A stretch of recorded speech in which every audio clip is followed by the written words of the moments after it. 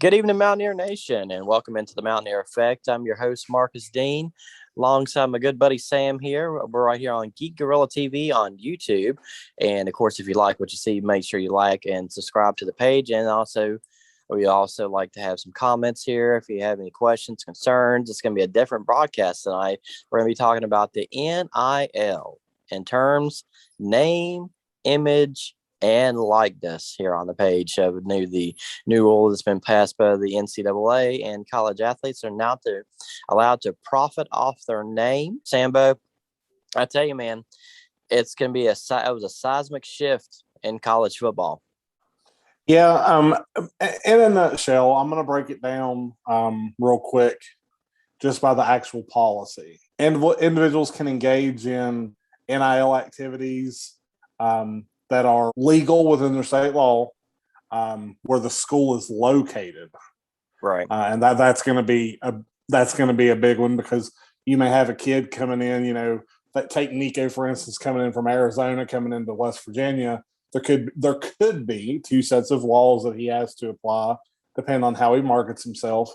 College and universities may be a resource for state law questions. So the universities are going to have to know the policy. They're going to have to know their state policy. They're going to have to be educated on it, make sure that they keep everything that's going on within that scope. College athletes who attend a school in a state without a NIL law can engage in this type of activity without violating the NCAA rules. So basically, the way I interpret that, again, taking that same example of Nico, Arizona may have a law prohibiting it, and West Virginia may have a law that allows it. So if he's attending West Virginia, he'll be able to participate without violation of NCAA rules. And I guess that would carry nationwide, which is a good thing, because then they're not going to allow local legislation to follow kids from, college to college, state to state. And if they enter the portal, it won't detriment them in that way either. But, the next thing that's in the NCAA rules is, to me, one of the more interesting concepts, and that is the kids can use professional services and service providers for name, image, likeness activities. So does that mean an agent? I wouldn't think so. I think what it may mean is they can partner with like a marketing firm, to help market them. That to me is kind of interesting, because one, it can open up a whole new segment of branding for all these colleges and players, right? But somebody with the money and the know-how could jump on the train, open up some national name, image, likeness things, and start partnering and really create a huge business with all these kids, right? Ready and waiting for their next endorsement. Right. I mean, and I think, think about that too. I mean, you as now, are they going to be considered, semi-professional athletes now, since they're able to do this, or is it still the amateurism? Is it still called an amateur athlete? That's going to be kind of what I've been thinking about. Are they can now considered, semi-pro, because you can technically, you could sign with a marketing group, you could sign with a lawyer, you could have an agent that does all this stuff for you. I mean, and that's typically what the pros would do. I mean, are they now, I wonder, going to be considered, like I said, semi-pro? I think part of what you're going to see, and if I was, the athletic director of a college, what I would do is appeal to the college, probably their business finance departments, because most colleges have them, or create their own marketing firms to keep all of that within the school. Yeah. It would be, say me and you were marketing JERD, and so we're going out looking for some endorsements for him to sign. Uh-huh. it would mean more to whoever we're approaching if we're affiliated with the school. Right. So I think the school affiliations will be probably bigger than ever, because if I'm approaching, a car dealership to do a commercial as an independent, there's maybe not a whole lot of weight behind that. But if I'm on behalf of West Virginia, the university and the football team or whatever, that may mean a little bit more. So I think colleges are going to have to get creative on how they're going to help promote their own players. I mean, you'd almost would have to have, a marketing department behind that as well. And you'd almost, like you said, the business and finances team there, there has to be something out there for them kids for guidance. And, you'd think there would be, somebody out there to assist with that. And I think there will be. It's just, this is kind of in its infancy stage, and this is, totally brand new. And, it shook the college football, not only are we seeing, this NIL and the possibility of going to a 12-team playoff now. I mean, literally college football is getting shook to its, bare bones. Well, and it's really about time. I know a lot of people are going to be against this, and I'm kind of on the fence about it. But let me paint you a picture this way. Well, Pat White's actually the perfect example, because his NFL career was not as fruitful as others. He was Mr. West Virginia football. He still is Mr. West Virginia football. He's the guy that put West Virginia on the map. He was marketed and branded every way that the NCAA could. He was on magazine, Sports Illustrated covers and all of that. And he didn't make a dime off of any of it. Nope. Now, had he been able to, he could have been a nationwide brand going into the NFL. Right. And he would have been, because he was, he's one of the most popular players probably in college football in the last 20 years. I mean, he really was very popular. Yeah. And, it's a shame that the NCAA makes all this money, billions of dollars, off these kids, because that's essentially what they do. And if you want to move on to a bigger example, Tim Tebow's another example. He was on the covers of NCAA football. He was on every magazine. He was on everything. He was probably the most prolific, outspoken college football player in the history of the game. And all those jersey sales, all those likenesses that were ripped off of him, and all of those pictures and everything, he didn't make one red cent off of any of that. Right. Exactly. And that's really, and then his football career wasn't fruitful either. Not really. I'm sure he's not hurting for money, but he missed out on the potentials of millions of dollars before he even went pro. Me personally, I think that it'll give kids the opportunity to move out from underneath of the NCAA shell. And the NCAA won't be able to exploit these ball players anymore. And I know a lot of people's going to say, well, exploitation, they get paid, they get, scholarships and all the benefits of being football players and all of that. That's right, they do. But at the end of the day, once that's gone, once the college accolades are gone and they're graduated and they're done, that's it for a lot of them. And less than 1% makes it to the NFL. Yeah. So you got to think, though. I mean, Pat White was a perfect example. He was one of the best, if not the best, football player ever at WVU, and he was drafted to the NFL. I mean, and it didn't work out for him. I mean, and now he's into coaching, but still, I mean, if he would have had this, I mean, he could have been maybe a multimillionaire now. Yeah, I mean, it is a double-edged sword, and I could go on about all the bad things too, but I really do feel deep down inside that this is fair. I think it's a long time coming.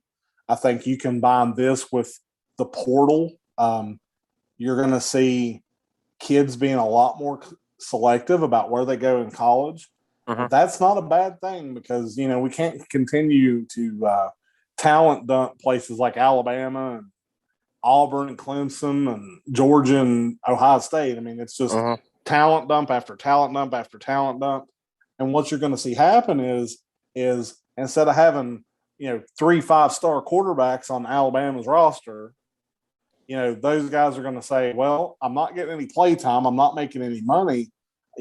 I'd be doing better if I went to somewhere like Boise State where I'll be Mr. Football and can sign any kind of deals I want to all day long. Why wouldn't I go there? It might actually encourage these kids to diversify a little bit and maybe continue to spread the wealth of talent across the NCAA landscape. Exactly. I mean, it could be, like you said, it could be a kid going to Boise State. It's a 5-star, even though they've never had like a 5-star talent. I mean, that might be time for, places like them.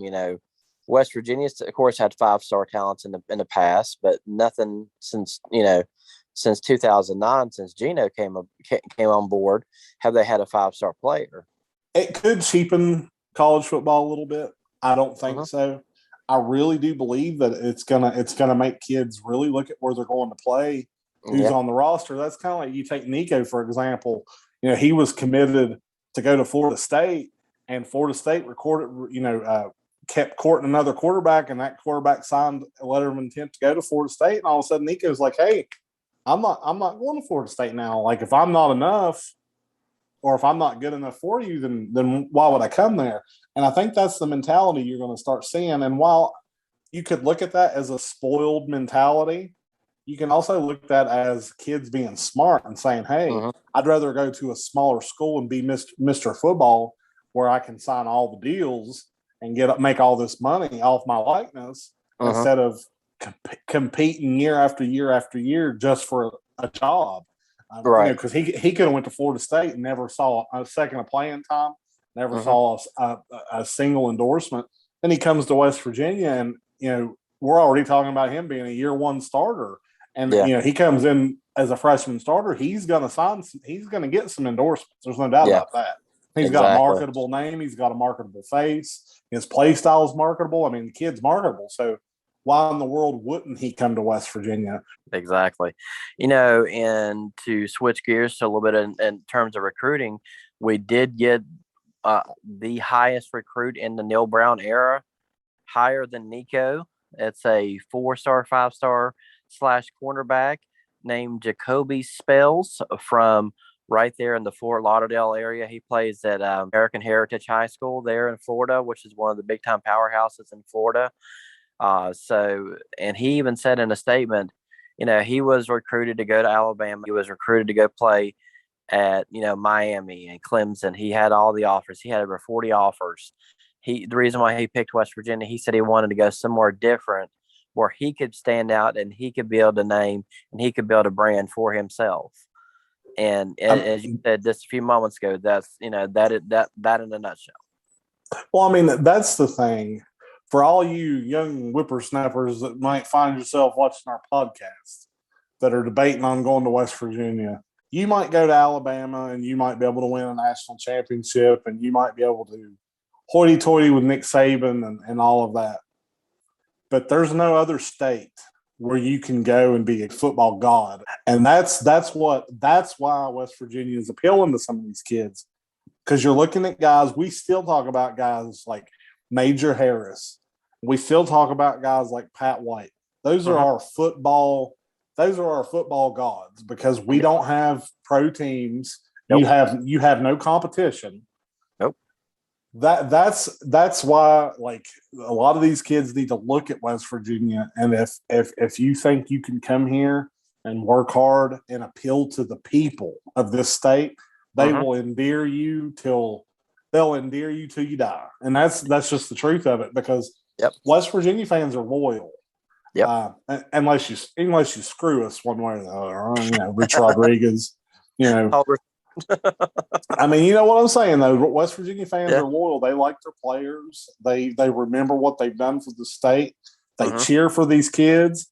Win or lose. Win or lose. I mean, if you really want to go somewhere that you can endear yourself and be somebody, Owen Schmidt's perfect example. He was a walk-on kid. Nobody had ever heard of Owen Schmidt. And you ask anybody who Owen Schmidt is, and they know who he is. He everybody loves him. I mean, he's just one of the most beloved players in college football. I mean, he made his home in West Virginia because he loves this state and people love him. And like, that's the kind of relationship me personally I would want with my college, is if I can go there and leave my mark and be larger than just the game. Exactly. Shoot, that's better than anything, man. And one thing too, you're not going to have 1.8 million, loyal fan bases, and 66,000 every Saturday, cheering you on in the rain, the cold, the snow, every drop of blood, sweat, and tears the fan base has in them. They'll be there right there cheering with you on. That's the thing. Like guys like Pat White, me and you are thrilled to death to go meet Pat White on July 17th at Sports Fans in Hurricane, West Virginia. He's doing a autograph signing. Me and you're going to go check it out, meet him, get some autographs. And I mean, I'm like a giddy school kid. I can't wait to go just see Pat White for the first time since probably in person since the Gator Bowl. That's the thing. This many years later, I mean, I guarantee they're going to have a great turnout for this autograph signing. Absolutely. So if you're in the area on July 17th, it's a Saturday at 4:00. Go to Sports Fans West Virginia in Hurricane, West Virginia. I think it costs about $25 to get an autograph. Go and meet Pat White, get you an autograph. I think they're going to be inducting him into the West Virginia Hall of Fame this year. So it's a very exciting time for him, and for us fanboys that love Pat White, which is everybody. We're finally going to get to go meet the man. Yeah, the GOAT. And also another one of the West Virginia GOATs is actually getting his number retired October the 9th against Texas Tech. Mr. Major Harris himself is going to be having his jersey retired and going to be in the West Virginia Hall of Fame, which is amazing as well. Well, and I thought you were going to say Daryl Talley. They're also retiring Daryl Talley's number 90. So that's very exciting. West Virginia is doing all these things, and I really look at Neil Brown when I think about all these things that are happening. The people he's bringing back in that you haven't heard from or seen it from in a while. The nation forgets about guys like Major Harris. West Virginians don't. These are guys that they should be bringing back year after year after year and inundating these players with, being like, here's the guys we've produced, boom, boom, boom, boom, boom. And, really, flexing that little bit of muscle when it comes to showing off. Exactly. And that'll do it for tonight's broadcast here on the Mountaineer Effect. I'm your host, Marcus Dean, alongside Sam. And make sure you like us and subscribe to the channel right here on Geek Gorilla TV. We appreciate you Mountaineer Nation. Much love, much respect. And, of course, if you have a comment, suggestion, or if you just want to just shoot shit, leave a comment. We'd certainly love to hear from you. It's the Mountaineer Effect. Let's go, Mountaineers.